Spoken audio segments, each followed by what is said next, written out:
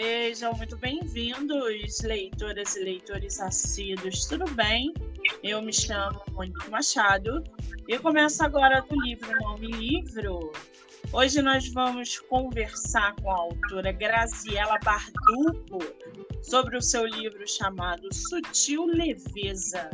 Gabriela, querida, você está por aí? Oi, Monique, tudo bem?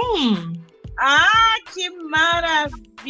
Agora eu estou ouvindo a sua voz, querida. Seja muito bem-vinda! Eu que agradeço por estar participando aqui com você. Estou muito feliz. Que maravilha! Primeiro, eu quero te agradecer imensamente por você ter aceitado o meu convite de vir aqui no podcast falar sobre o seu livro e deixar as pessoas conhecerem mais o seu trabalho. Obrigada, tá, querida? Eu que agradeço. Me diz uma coisa, é tua primeira entrevista em podcast literário? Podcast, sim. Que responsabilidade. Você faz live ou também nem isso faz? Live eu já fiz bastante. E entrevista para jornal, programa de TV, essas coisas também estou bem acostumada. Agora, podcast eu nunca tinha feito. É minha primeira. Muito chique, né, gente? Entrevista para...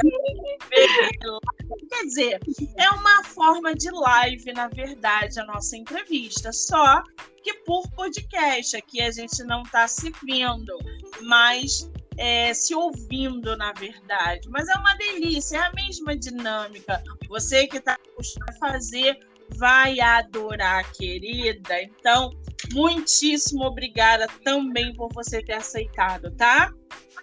Eu que te agradeço pela oportunidade. Obrigada de coração. Me diz uma coisa, você mora em qual estado brasileiro atualmente? Moro em São Paulo. São Paulo, mas nasceu aí em São Paulo?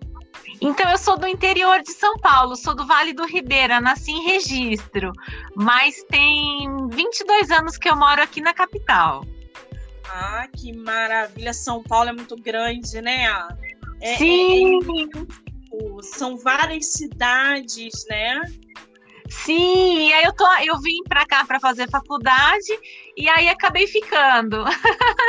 Que maravilha! Gostou daí, então? Não tem como sair.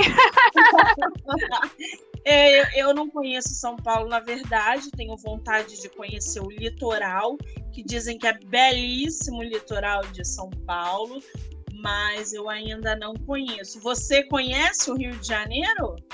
Conheço o Rio de Janeiro, fui algumas vezes, mais a trabalho, assim, mais a pesquisa para estudo, mas gostaria de ir muito mais, porque é uma cidade linda, né? Então me encanta muito. Que delícia! Quando voltar, mande mensagem para a gente trocar figurinha pessoalmente, tá? Ai, que maravilha! Com certeza! Muito bem, eu tô aqui com a capa do teu livro, com a tua sinopse na minha frente. Aliás, a tua capa é de uma beleza, eu costumo dizer que é, entre aspas, uma capa ostentadora, porque tudo nela ostenta sofisticação, beleza e originalidade. Mas antes da gente falar da capa, eu queria que você dissesse para os nossos ouvintes se o seu livro foi publicado de maneira independente ou por editora. Não, foi de maneira independente, foi por uma editora independente, uma parceira minha. E aí, você está falando da capa, eu posso falar um pouquinho dela? Claro, por favor. Então, essa capa, na verdade, essa foto é uma foto minha de mais de 10 anos atrás, de quando eu trabalhava como modelo. E aí, quando eu assim, do nada eu me lembrei dessa foto e pensei, nossa, essa foto tem muito a ver com o conteúdo do livro, tem muito a ver com o que eu quero passar nesse livro. E aí eu entrei em contato com a fotógrafa, ela nem está morando mais aqui no Brasil, fazia muitos anos que eu não conversava com ela. O nome dela é Nica Fadu, e ela faz umas fotos maravilhosas. Eu sou apaixonada pelo trabalho dela, e fazia muito tempo que a gente não conversava. Eu falei, Nica, não sei se você vai lembrar de mim, mas a gente fez uma foto no Jardim Botânico uma vez, assim, assado. Você me permite usar essa foto na capa do meu livro novo e tal? Ela, lógico, Grazi, pode usar e tal. E aí a foto tinha outra coloração, né? E aí o rapaz que fez toda a parte da diagramação do livro, que é um amigo meu, muito querido, ele que deixou com essa cor, com essa textura. E aí ficou mais ainda com a cara do livro. Então foi feito todo um trabalho assim muito carinhoso, muito cuidadoso, sabe? Todos os envolvidos assim nesse livro fizeram com muito amor. Então acho que daí o resultado, né, tão especial, do jeitinho que ficou. Eu tô assim chocada. Se pudesse me gravar a reação que eu tive quando você falou que a mulher da capa é você, eu tô chocada. Você tá de parabéns, porque tá uma Graziella lindíssima, esse cabelo, essa expressão, essa roupa. Gente, vocês vão poder admirar essa foto, essa capa, no episódio aqui da nossa entrevista lá no YouTube. Eu vou deixar disponível para vocês a foto, para vocês verem como foi feita esse trabalho que está espetacular. Eu estou sem palavras, até porque Sutil Leveza tem um subtítulo, que é O que na alma pesou, em verso se libertou. Gente, que trabalho da Graziella, você está de parabéns, querida. Tá lindíssima. Obrigada. Meu Deus. Me diz uma coisa, esse é teu único livro publicado ou você tem outras publicações? Então, esse é meu 5º livro. Ele é o 3º de poesia, porque eu tenho outros 2 infantis. Então, esse é o quinto filhinho literário. E você publicou ele quando? Em que ano? Ele acabou de sair do forno. Aí eu fiz o lançamento agora, nessa sexta-feira, dia 12 de agosto de 2021. Ele acabou de sair mesmo da gráfica, né? E aí a gente lançou ele agorinha. Gente, hoje é dia 15 de agosto. Nossa autora publicou o livro no dia 12. Vocês não estão entendendo, é um recém-nascido de dias. Que coisa maravilhosa. Agora, Grazi, como é que você começou com literatura infantil e foi para poesia? Como é que foi essa passagem, essa virada? Porque poesia é uma narrativa e o livro infantil, que é um outro público, a gente tem que usar uma outra técnica. Como é que foi isso para você? Então, na verdade, foi o contrário. Eu primeiro publicava poesia, depois que eu fui publicar literatura infantil. E eu digo que eu me descobri escritora no meu processo de pesquisa de mestrado. Porque, assim, na realidade, eu sempre escrevi poesia desde criança. E a poesia sempre serviu para mim como um processo de chorar mágoas, de uma forma terapêutica, né? De se curar. Isso, exatamente. Então era aquele momento de desafogo, de colocar para fora aquilo que estava me incomodando, de falar sobre as angústias e também falar sobre as coisas boas que estavam acontecendo. Não recorri à poesia só nos maus momentos, não. Eu também, em momentos assim de muita alegria, de muita felicidade, eu também recorria à escrita. Então, foi uma coisa que sempre me acompanhou, desde muito pequenininha. Em alguns momentos mais, em outros momentos menos. Então, eu era aquela criança que fazia diário, aquela adolescente que fazia aqueles diários gigantes, e eu tenho cadernos de poesia, eu tenho guardado até hoje meus cadernos de poesia de várias fases, né? Esses dias eu achei um na casa dos meus pais, resgatei, então eu sempre tive esse histórico de jogar ali na escrita, né? Aquilo que eu estava sentindo. E aí, no momento de pesquisa de mestrado, não foi diferente. Como é um momento muito desgastante, um período de muito estresse, um período muito solitário, de muita cobrança, né, de muitos prazos a serem cumpridos, eu recorri demais à poesia para aliviar aquele estresse tremendo que eu estava sentindo. Então, eu acabei ficando com uma produção de poesia gigante. E assim, e também eu acredito que por o mestrado exigir de você aquela escrita mais quadrada, de você estar seguindo as normas da BNT, e você ter aquela escrita mais científica e tal, então eu acabava que necessitava mais ainda daquela coisa poética para não enlouquecer, né? Então, para fazer o balanço ali, para ter o equilíbrio. Então, eu acho que foi o período da minha vida em que eu mais escrevi poesia. E aí, como eu estava com muita poesia, eu comecei a mandar para edital de antologia, comecei a mandar para concurso, e ela foi sendo assim bem aceita.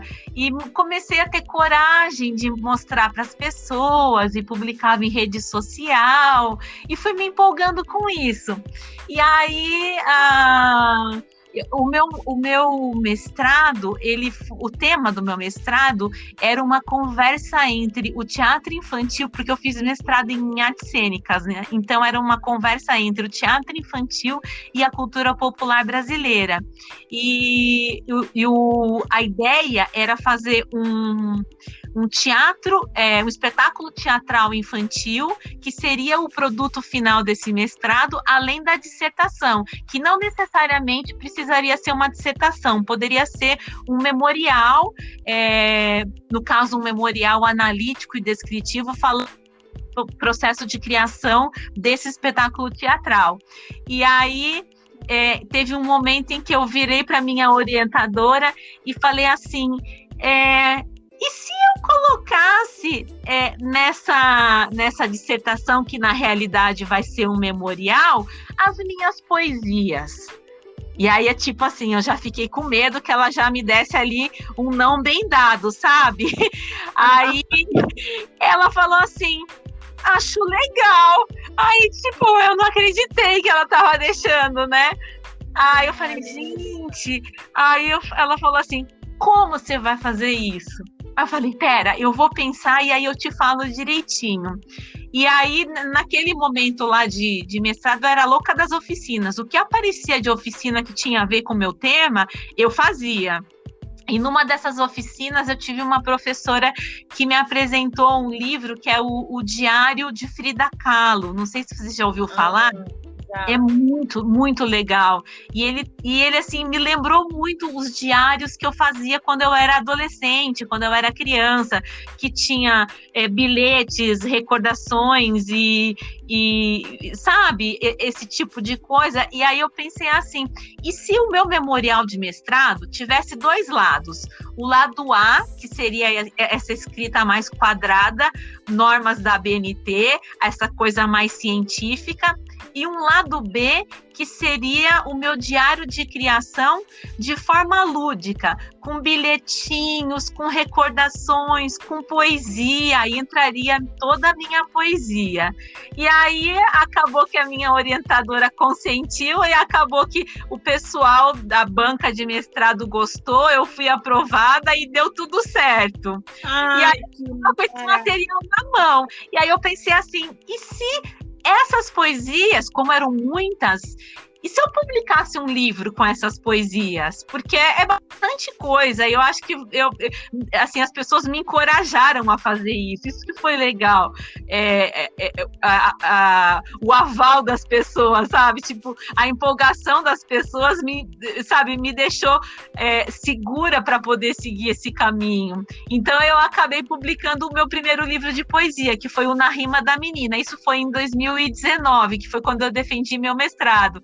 Então, eu defendi meu mestrado em junho de 2019 e em julho eu publiquei o meu primeiro livro de poesia, que tem essas poesias da época do mestrado, porque eu tive no mestrado depressão, síndrome do pânico, todas essas coisas ruins que a ansiedade foi gerando e que esse momento de muito estresse foi criando, né? E aí eu fiquei com esse primeiro livro. E aí eu tomei gosto pela coisa. Então a escrita não saiu mais de mim. Eu continuei escrevendo cada vez mais. Aí quando foi em janeiro de 2020, um pouquinho antes da pandemia, né, estourar, eu publiquei o segundo livro de poesia, que foi o Lutei contra 100 Leões, Todos 100 Eram Jumentos, que foi eu digo que é uma homenagem aos cantadores e repentistas, aos poetas da cultura popular brasileira, que é esse tema que tanto me encanta, e então eu faço uma homenagem a eles, utilizando as formas e a métrica da poesia popular brasileira, mas trazendo essa poesia para um contexto mais feminino e mais urbano. E aí, então, eu estava com esses dois livros, e aí começou a pandemia. E eu estava em cartaz com esse espetáculo que tinha sido fruto do meu processo de pesquisa de mestrado, que era A Menina e o Pé. E aí a gente simplesmente se viu obrigada a cancelar toda a agenda do espetáculo por conta da pandemia. E foi muito difícil, porque a gente estava super empolgado, a gente estava viajando para festival, a gente tinha ganhado prêmio, sabe?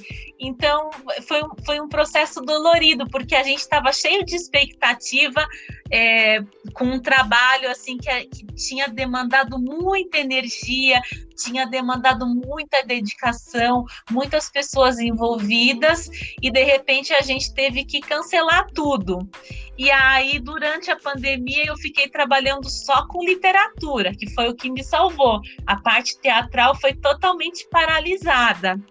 Só que eu estava sentindo muita falta desse trabalho A Menina e o Pé, que era o espetáculo teatral que era fruto do mestrado. E como eu estava trabalhando com literatura, e inclusive eu estava fazendo um projeto de lives no qual eu entrevistava mulheres da literatura infantil, então toda semana eu entrevistava uma mulher que tinha escrito alguns livros infantis.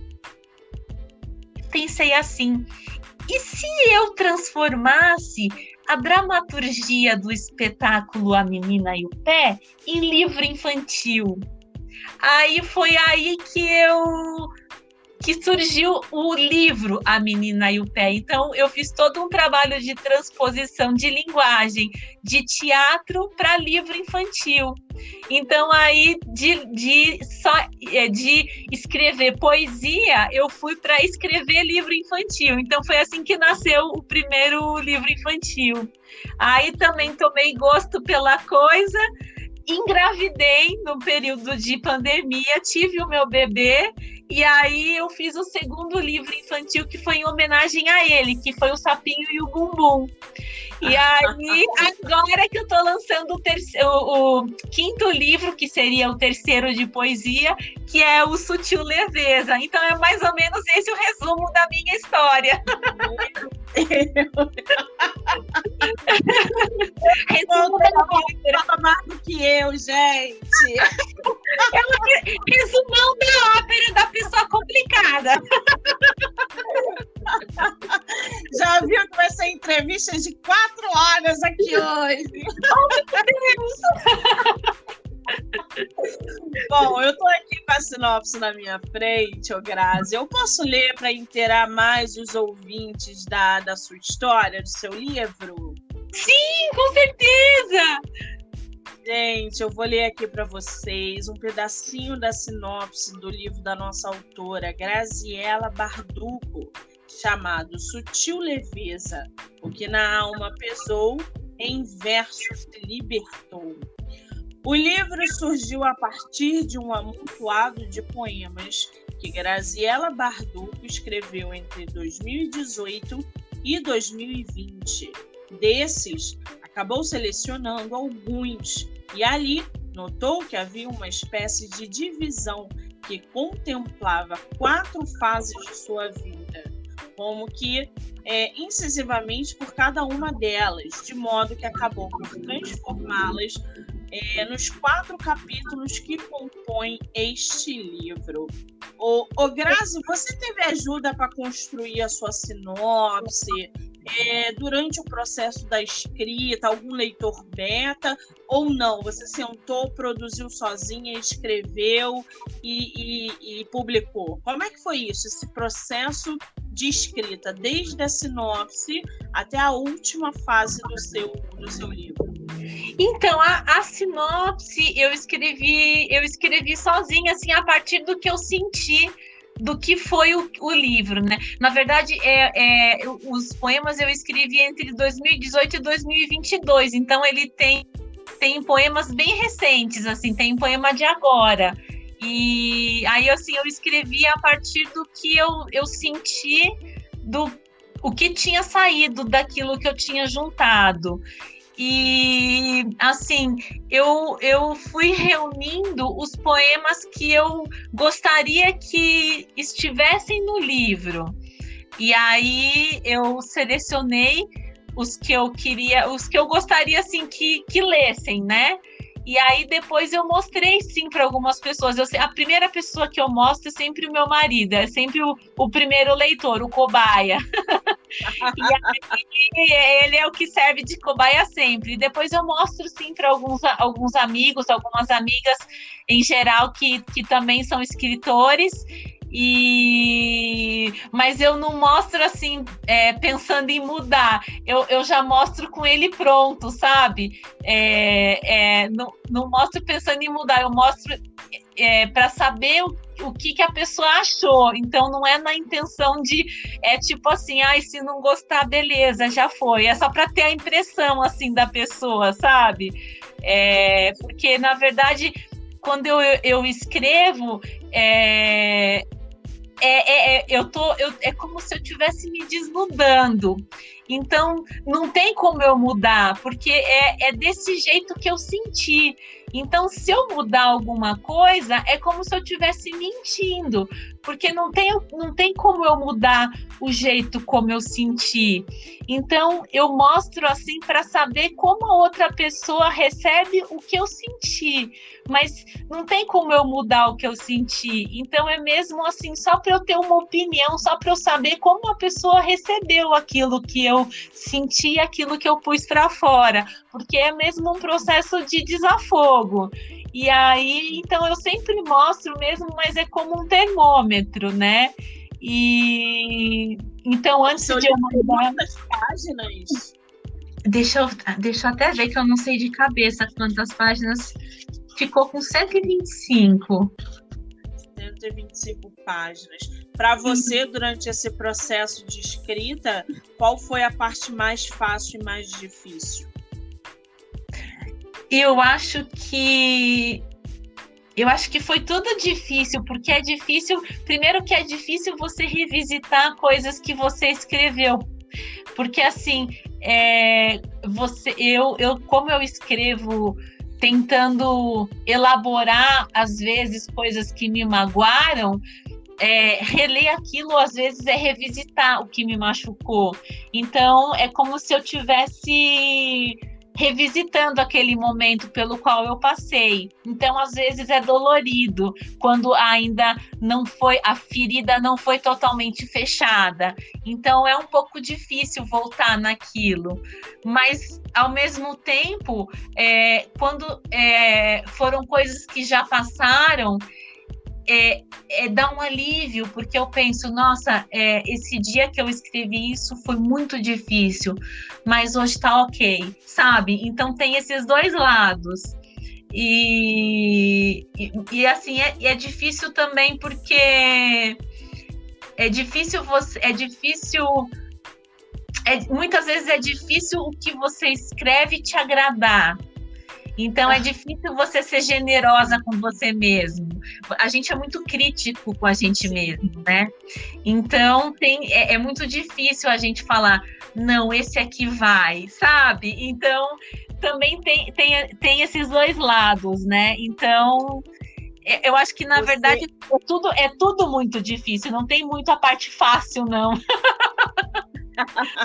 Você separou um trechinho aí pra gente do seu livro? Eu separei um poema que eu gostaria de ler para vocês. Claro, por favor. Ele chama-se Folhas Secas. Nas folhas secas do chão, que estalam ao meu pisar, sinto a alma deslizar e bailar em suspensão.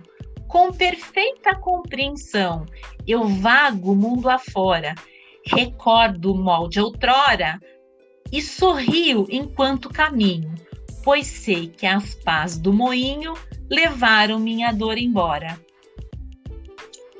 Ai, gente, essas riminhas assim, esses poemas e poesias e contos, rimas, eu adoro.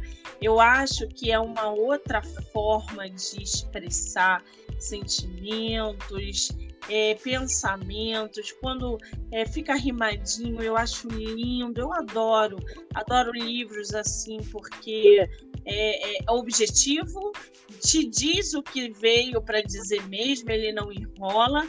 O escritor ou a escritora, quando produz um texto, um livro de poemas e poesia, geralmente tem muita sensibilidade e emoção em cada trecho. Então, eu adoro, eu fico fascinada. Vocês poetas estão de parabéns. Eu costumo dizer que vocês são seres diferenciados. Agora... Que gostoso ouvir isso, viu? Dá vontade da gente continuar, porque é tão difícil, né? Por favor, continue, não pare, pelo amor de Deus, porque o mundo precisa de poetas, o brasileiro precisa de poesias e poemas e contos, e é um mercado que está crescendo cada vez mais. Antologias, pequenas rimas, olha, isso está super em alta. Eu trabalho com isso e cada vez mais vejo contistas vindo para o mercado e tomando conta aí do espaço. Então não pare de escrever, seja poema, poesia, contos, rimas, composições, não pare, porque a gente precisa disso. Agora, Grazi, eu costumo dizer que nem todo leitor é escritor, mas que todo escritor ele tem obrigação de ser um bom leitor. Você é uma leitora assídua? Como que é a sua relação com a leitura? Ou você não tem? Não, eu gosto muito de ler. E assim, antigamente eu gostava de ler mais os clássicos, os autores famosos e tal. Agora eu tô numa fase de ler os amigos. Então, assim, eu tô lendo meus amigos. Fulano de tal publicou um livro, já tô comprando e já tô lendo. Então, eu tô, assim, numa fase de prestigiar as pessoas próximas a mim. E eu acho que é tão importante, sabe? Você ler a pessoa que você conhece, você dá força para o seu amigo que escreve. Eu gostaria que fizessem isso comigo também, então por isso que eu faço tanta questão de fazer isso com os meus amigos.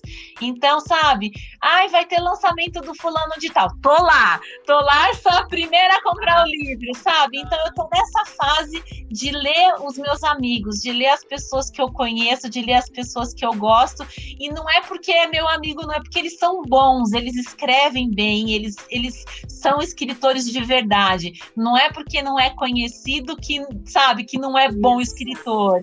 Então eu acho que é tão importante a gente valorizar o escritor independente, a gente valorizar as editoras independentes, sabe? Os famosos já têm aí o público cativo, é mais fácil, né? Então, vamos agitar esse pessoal que está começando, que é independente e que precisa, de fato, que a gente forme uma rede, né, de leitores. Então, eu tô cada vez mais me apaixonando pelos meus amigos e pela escrita dos meus amigos. E aí, eu me sinto muito grata por estar cercada por essas pessoas tão especiais, sabe? Você sabe que você tocou aí num ponto muito bom, que é esse incentivo aos escritores independentes. Eu tenho vários projetos, né? O podcast é um deles, para divulgar autores nacionais de publicação independente ou não. E a quantidade de escritores e escritoras que eu pego para ler os livros e dão assim um balde, um banho nos autores que têm mídia, são conhecidos por causa da mídia, não pelo livro em si. Eu peguei o Marcelo Gomes, sensacional, Alan Borba, cara, eu peguei tantos escritores a nível de Dan Brown, de Zafon, assim, sem querer desprezar ninguém, não é isso. Mas os caras estão em um nível tão alto... Não deixa nada a desejar. Entendeu? Eles não têm espaço. Isso. E assim, cara, teu livro é sensacional. Por que você não está bombando? Às vezes por falta de experiência, às vezes por uma boa assessoria, mas assim, nós temos autores nacionais magníficos que ninguém nem nunca ouviu falar. Eu acho isso assim uma loucura, uma realidade muito paralela. Sim. E outro ponto que você tocou é sobre a sua leitura com os clássicos, que levanta uma questão também muito importante. Monique, eu lia muitos clássicos, hoje eu estou dando um pouco mais de atenção aos meus amigos autores. Em relação à sua leitura aos clássicos, né? Como é que você vê, Grazi, essa geração atual, que a gente está vendo que está consumindo muito e-book, muito livro digital, a relação dessa meninada com a literatura clássica? Porque se a escola não obrigar, eles não leem. Como é que você vê isso, essa relação? Pois é muito que o modo como... Talvez eu esteja equivocada, mas é uma opinião minha, é um pitaco meu, mas talvez eu esteja errada, mas eu acredito que o modo como a escola, ou a educação em geral, tratou os clássicos, que são tão legais, talvez o modo como a escola tratou fez com que eles ficassem distantes dos alunos. Então, o modo como foi falado dos clássicos, ou foi imposto que eles deveriam ser lidos, talvez isso afastou a molecada dos clássicos. Então, talvez se fosse feita uma outra abordagem, eles teriam conquistado a molecada toda, entendeu? Porque são tão legais e tem tanta coisa legal nesses livros, mas talvez eles não souberam ganhar essa criançada com os clássicos. Então eu acho que o jeito como foi imposto, eu não sei, talvez uma falha de comunicação, uma falha nessa imposição, sabe? Eu penso que talvez, eu posso estar errada, mas talvez possa estar aí, sabe? A questão. Se o vocabulário for readaptado para a garotada, será que eles consomem literatura clássica ou você acha que isso não é viável? Não, eu acho que isso não é viável. Eu acho que o vocabulário, como ele está nos clássicos, é maravilhoso. Eu sou fã do vocabulário como está nos clássicos. Eu acho que é o modo como a escola impõe que tem que ler, entendeu? Eu acho que tem que ser de um outro jeito. Então, não sei qual seria a melhor solução, mas eu acho que essa questão da imposição, você lê livro tal, que você escolhe qual livro você quer ler. Tem inúmeros clássicos, porque todo mundo tem que ler o mesmo, sabe? Então, assim, eu acho que... Ou então, eu não sei, eu acho que talvez fazer uma imersão num clássico, numa imersão num autor, o aluno ficar conhecendo mais sobre o autor, mas de verdade, não é aquela coisa amassante. Então, assim, eu acho que tem N formas criativas de se trabalhar alguma coisa com os alunos, e não é desse jeito que as coisas são trabalhadas. Então, eu conheço alguns professores que fazem trabalhos maravilhosos nesse sentido, que são chamados mediadores de leitura. E esses professores, eles têm alunos que leem, e leem clássicos, e leem coisas maravilhosas. Por quê? Porque é passado de um jeito diferente para os alunos. Então, eles conseguem despertar o gosto pela leitura nos alunos. Por quê? Porque é totalmente diferente o modo como eles passam. Então, eu acho que é possível, sim, conquistar a criança, conquistar o adolescente com esses livros que são tão ricos, mas tem um jeito certo de se falar. Exatamente. Agora, você foi à Bienal esse ano, não? Eu fui. Você foi como leitora ou como escritora? Eu fui como escritora, mas como leitora também, né? Porque a gente dá uma escapada do stand e vai passear também. Eu vi que foi um estrondo a Bienal esse ano em São Paulo, que eles estavam esperando 600.000 pessoas e isso passou de 1 milhão.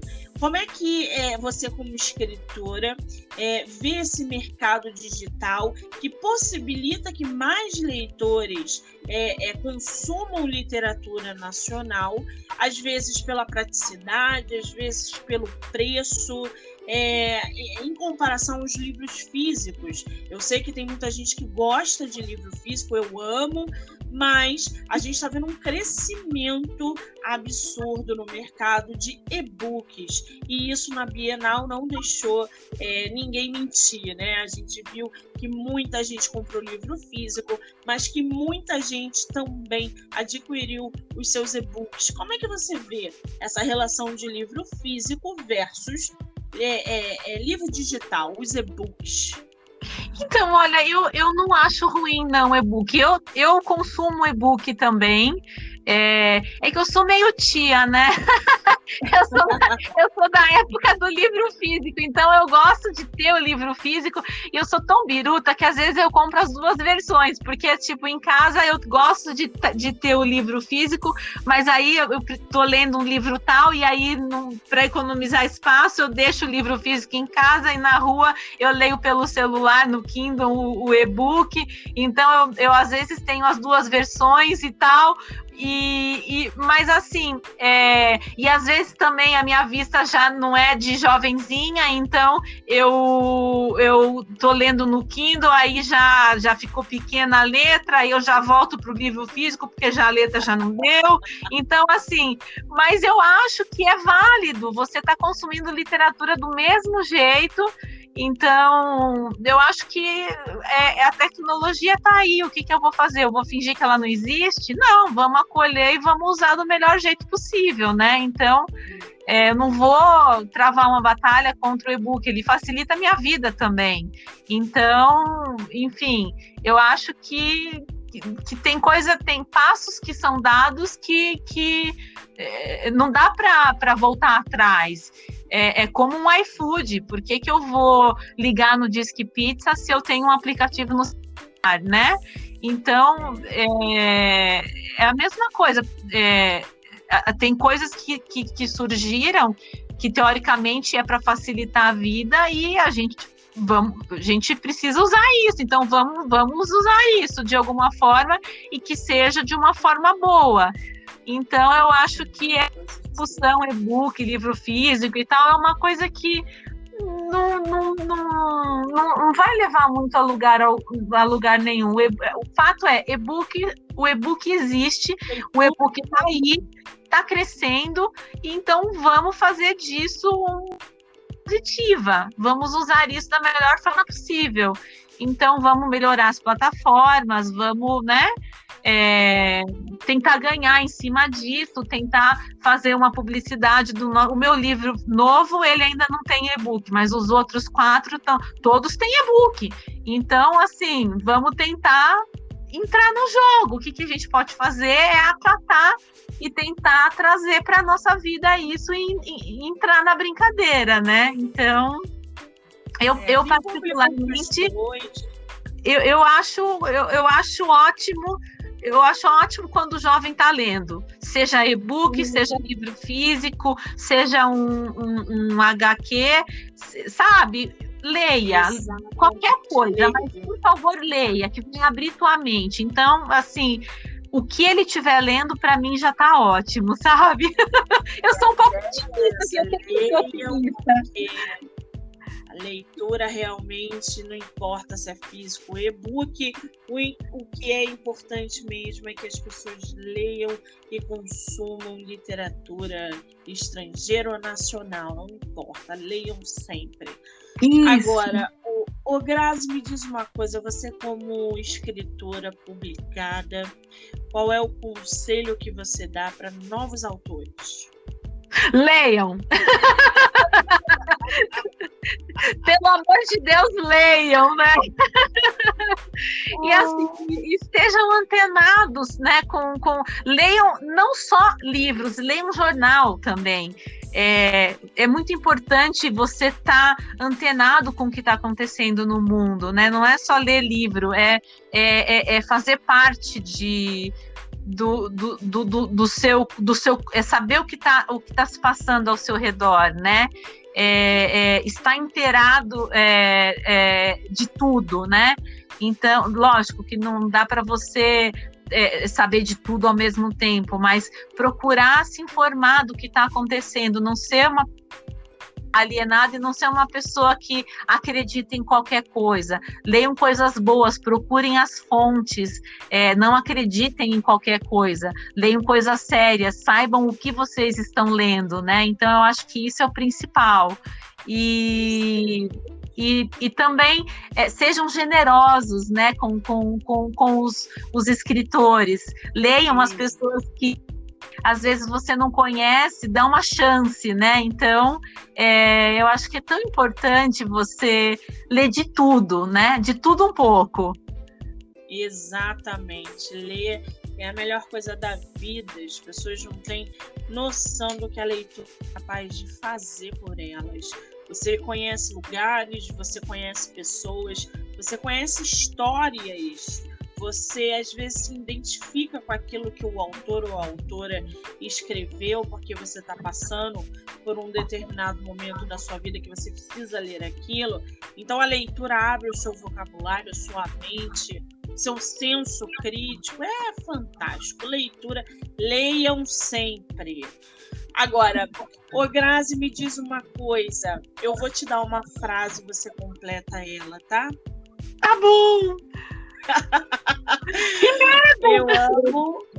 Eu amo escrever porque me faz Lavar a alma. Que maravilha! Agora, teu livro, para quem quiser comprar o teu livro, ler tua história, teus poemas, aonde ele está à venda? É por site, é por Instagram, tem livro físico, é só e-book? Como é que tá isso? Então, esse por enquanto é só o físico. Eu ainda não ficou pronto o e-book dele. Então, assim, aí a cópia física dele, eu tenho uma lojinha naquela plataforma Ilúria, aí você pode comprar por ela. Para acessar essa plataforma Ilúria é através do é o grazielabarduco.com.br. Aí lá tem um link para você ir para essa plataforma e adquirir o livro. Não só esse, como os outros também. Aí se é grazielabarduco.com.br, mas nas minhas redes sociais também tem o link do meu site. Então, se esquecer, é só procurar Graziela Barduco que nas redes sociais ou no Google também, que daí você consegue achar facinho. Que maravilha! Eu vou deixar, gente, o site da nossa autora descrito no episódio aqui da entrevista, lá no canal do podcast. Vocês vão poder ver e ouvir, tá? E não é só lá. A nossa entrevista vai ficar disponível no Spotify, na Anchor, na Amazon Music e, evidentemente, no YouTube, onde vocês também podem se inscrever. Grazi, qual é o seu Instagram? Para quem quiser te seguir, te conhecer, interagir sobre as histórias, dúvidas sobre os livros, qual é o teu Instagram? É Graziela_Barduco. Gente, Graziela_Barduco. O Instagram também vai ficar descrito na nossa entrevista lá no canal do YouTube, tá?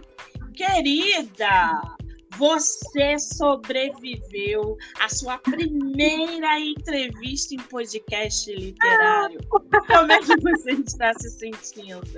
Ai, minha linda, adorei, viu? Tô muito feliz de estar aqui com você. Eu me diverti pra caramba. Amei, obrigada, viu? Obrigada por tudo. Ah, querida, eu quero te agradecer imensamente a oportunidade que você me deu de divulgar o seu livro, de conhecer o seu trabalho, de bater esse papo com você, que foi uma delícia. Você é simplesmente simpaticíssima e agradabilíssima.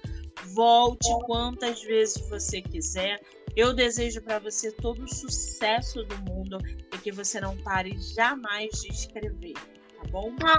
Obrigada, viu, minha linda? Agradeço de coração pela oportunidade. Obrigada mesmo. Obrigada, meu amor. A gente vai se falando. Um beijo grande, tá? Beijão, beijão. Obrigada por tudo. Ai, gente, que delícia, né? Bater papo com gente assim. Eu adoro. Bom, essa foi a autora Graziela Barduco, que esteve aqui batendo um papo com a gente sobre o seu livro Sutil Leveza. Vou me despedindo de vocês, quero agradecer a todo mundo que ouviu, que está ouvindo, que vai ouvir. Lembrando que hoje é o último dia de maratona lá no meu Instagram de lives. Eu vou parar hoje, só volto em setembro com mais autores, com mais dicas e sorteios. Quero agradecer a todo mundo. Eu sou Monique Machado e esse foi do Livro Não Me Livro. Um beijo, gente!